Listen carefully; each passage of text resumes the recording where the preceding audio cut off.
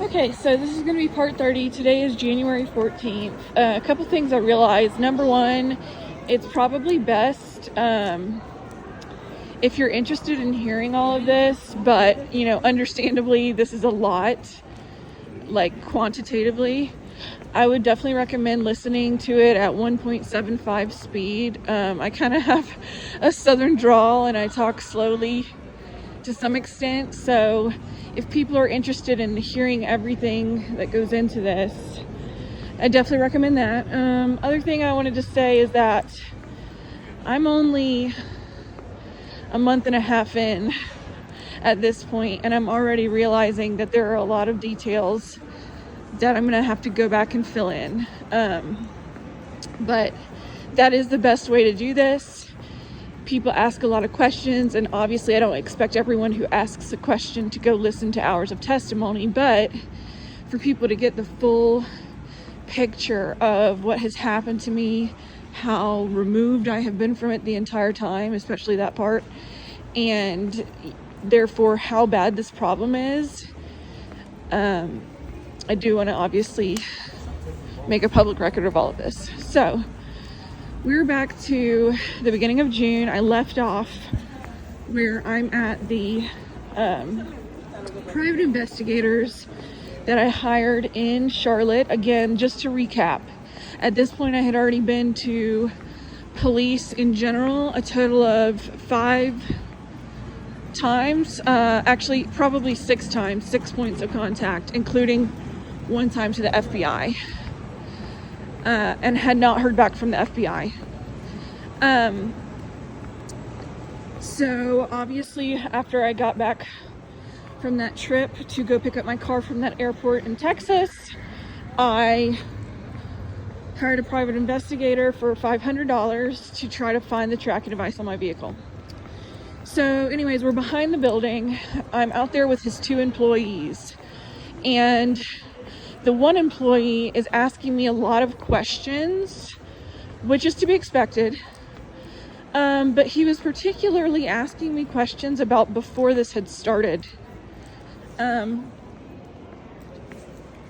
Before I met, Gil Lopez, and before the first rape in April of 2023. That's just one thing to note. Well, I had unlocked my car so that they could go through my car and do their exam to try to find the tracking device, etc. And that should be good enough. And like I said, at this point I was already really protective of myself and my things, so anytime any one of my possessions was open and exposed like that, I wanted to be around and kind of stand watch over my stuff. Well, then the owner comes out and he's like, hey, can you come in here and sign this paper?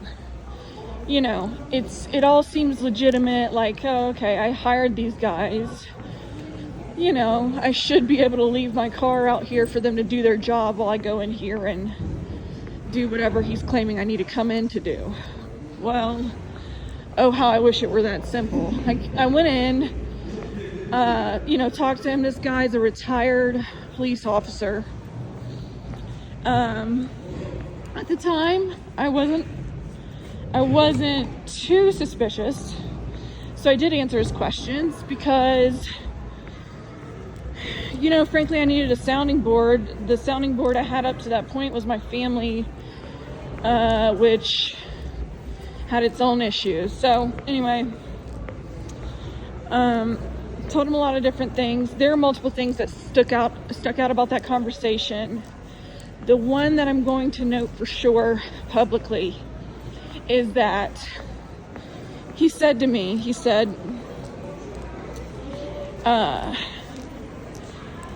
I brought up my mom casually in conversation, but I didn't say really any information about her.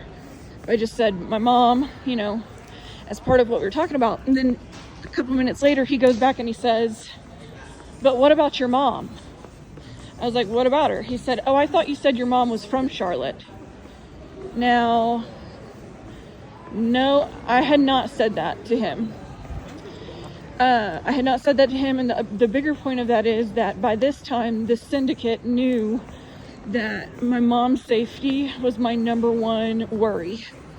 I had told D&D, if y'all remember back in Stanford when I went back to get the stuff out of my building 3 days after the first rape. At the time, I thought I trusted D&D, and I did tell them that I was worried for my mom's safety because obviously I had been tracked to there already by that point because he had a tracking device on my vehicle before the first rape. And I had actually driven to my mom's before the first rape earlier in April. And I had to put together later that he had already had a tracking device on my vehicle. So obviously it's one of those things where I thought I was just telling my friends that I was worried for my mom's safety. Well, that information made its way back to the syndicate. So, and you know, I say friends, I didn't totally trust these two people, but I had trusted them enough not to be organized criminals. Well, one of them is in the local government there. Anyways, well, it turns out one way or another that information made its way back. So, you know, something like that this PI said functions as a threat against my mom. But the biggest thing is that I never told him that my mom was from Charlotte ever. So he got that information from somewhere else. There were other details like that, specific phrases he used that I did not use with him, that he would only know. Specific phrases that he would only know. Again, these are specific phrases that I've used to describe what I've been victim to, right? These are specific phrases that he would only know if he had been briefed on me by my attackers or people involved with my attackers. I'm not going to say what those were necessarily, but it became clear to me within about literally 10 minutes before I pulled out of the driveway of this fucking place that this man had gone and called, you know, when he said, don't come for an hour and a half because we have to get the equipment. No, it wasn't about any equipment. It was about him being briefed on me. Now, there's a couple different potential things about him being briefed on me. What's most likely is that it was under color of authority already by that point. But with that being said, it's not one of those things where it's under color of authority where he wouldn't have known. Why? Because he was using specific phrases that would be used specifically to control me, specifically for the ends of controlling me as a rape victim, specifically for the ends of doing the bidding of these pimps, right? For example, the comment about my mom, you can't really argue that was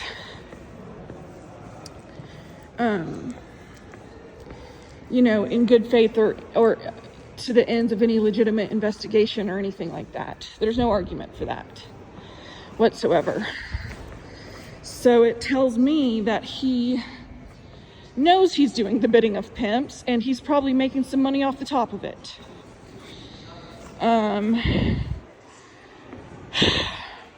While we were in there, while I was talking to him, another thing I want to bring up, I am gonna say this detail publicly.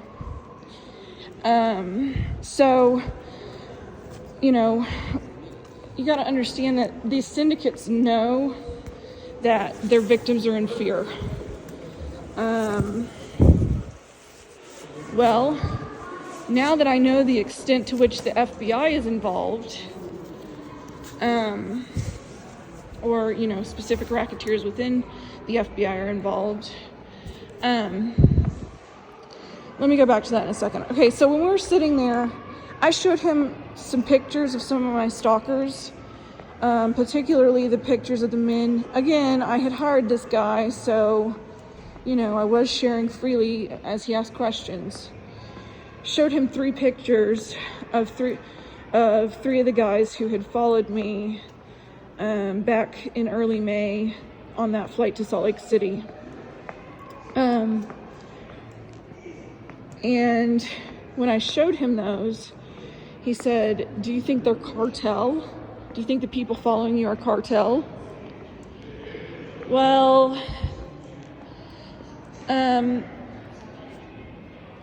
One thing about that is that later,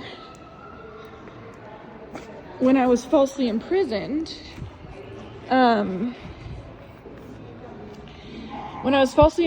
a psychiatric facility in September of 2023, we'll get to that later. Well, I was falsely imprisoned by someone within the FBI set my dad up to set me up. There's a lot to that. Well, one thing is that my dad later said, well, what about these folks, these cartel folks that are after you? I never said the word cartel to my dad. That tells me, because where would I have gotten that? Well, the only place I would have gotten that is some kind of inference, specifically from this private investigator guy, who would have been the first person to say something like that to me. Well, what that tells me is that someone said the word cartel to my dad. Well, who would have said that to my dad? I think it was probably the FBI agent. Now, again, this is my investigative skills and many degrees removed from all this, but I still think it's relevant for the bigger picture. And I do want to say, like, I'm putting my investigative skills out in the open for the sake of getting this information out in the open so other women know what to look for. And, you know, I'm kind of showing my whole hand to an extent. Anyways, who would have said that to my dad, the word cartel? Most likely the FBI or someone, whoever, you know, set me up to be falsely imprisoned. They had him come meet them. And then they had him go to the magistrate and falsely imprison me under, involuntary commitment. Well, that's an important pattern, the whole word cartel. Why?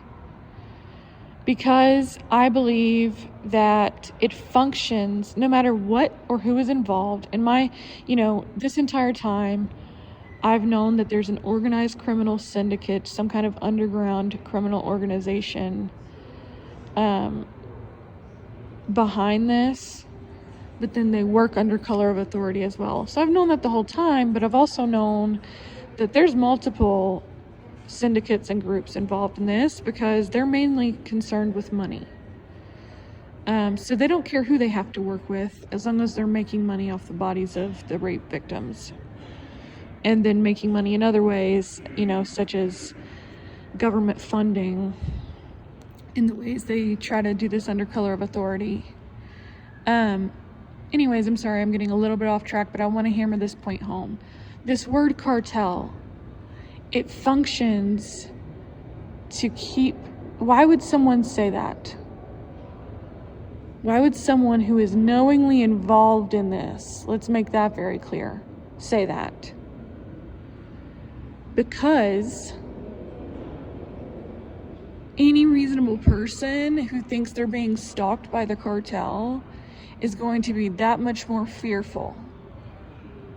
Now, I'm not, at that point, obviously I was in fear as anyone would be, but I knew and assessed that these were humans and I was still capable of outsmarting them. And I have had to, I'm not trying to toot my own horn, I've literally had to save my life by outsmarting them multiple times at this point. Now, speaking from now, but even back then in early June, I had to do that. So I was in fear as any person would be to some extent, but I reasonably assessed, okay, these people, I'm just as capable of these people, at least of, thinking strategically and whatever. The word cartel functions to keep you scared and to some extent to keep you silent. It's part of the whole, what's it called? The people, the organized criminal syndicate and the racketeers within the U.S. federal government and other levels of government that are responsible for this sex trafficking, rape trafficking ring, they want to control every aspect of this. And part of that is, trying to control who you think it is doing it. If they say the word cartel, that throws you off to really think it's the cartel, number one, and not the racketeers within the U.S. federal government primarily. Number two, it functions to keep you really in fear, which makes it even easier for them to keep raping you and doing whatever they want to you. They know the fear that word connotates, cartel. And think about it this way. For example, if it's the 33rd degree Freemasons who've been doing this to me from point of origin, isn't it in their interest to wrongly label which group is responsible for this? Either way, whatever organized criminal syndicate is doing this has the economic properties of a cartel, but people know that when they say that word, what comes to your mind is beheadings, shit like that. So it keeps the victim controlled. So I want to bring that point up, that when people are trying to suggest to you what group might be responsible for this, think critically about that. As soon as he said cartel to me in that moment, I was a little bit suspicious, but especially after that point of my dad saying the word cartel when I had not said the word cartel to him at all. Also on the affidavit of me being falsely imprisoned, which whoever in the FBI met up with my dad, whatever racketeer, rape-trafficking racketeer met up with my dad to have me falsely imprisoned, they wrote the word cartel on that affidavit. Well, it's very clear that they're the ones who wrote the affidavit out, because they also put in there things that my dad didn't really say.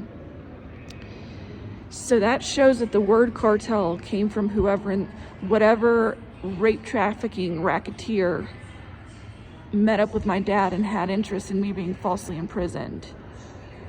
That's one of the things they're doing. They're using the fear that would come from the word cartel. Okay, anyways, I'm gonna stop being redundant here. While I was there, so we're back to sitting in his office in early June. This ex-police officer who owns this private investigative firm in Charlotte, North Carolina. Another thing is that they came in, one of the two guys that works for him came back in while I was in there, and he said, well, we didn't find any tracking device on your car. We would need to literally pull your entire car apart to try to find it. He's like, if there is one, it means they would have put it inside, literally inside the engine or something.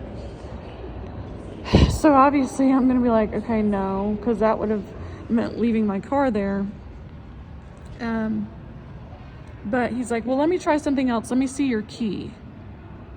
So I'm usually very guarded and would never give someone my key. This is my entire keychain, including, my car key. But then again, I've hired these guys to try to find the tracking device on my vehicle. He's making it sound like if he has my key, he might have an easier time finding it, giving it one last shot.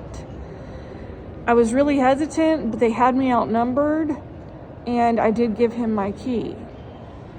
So that means he had my key. He went back to my car with my key. So my keys, my car key, and the rest of my keys that were attached to that keychain were out of my sight for probably 10 to 15 minutes. Now, I said I wouldn't say every detail that led me to know that this private investigator was definitely implicated in the people pimping and raping me. And I'm still not going to say everyone, but one of the things is that this man said, so where are you going? You leaving town? This white-haired man who owned the place.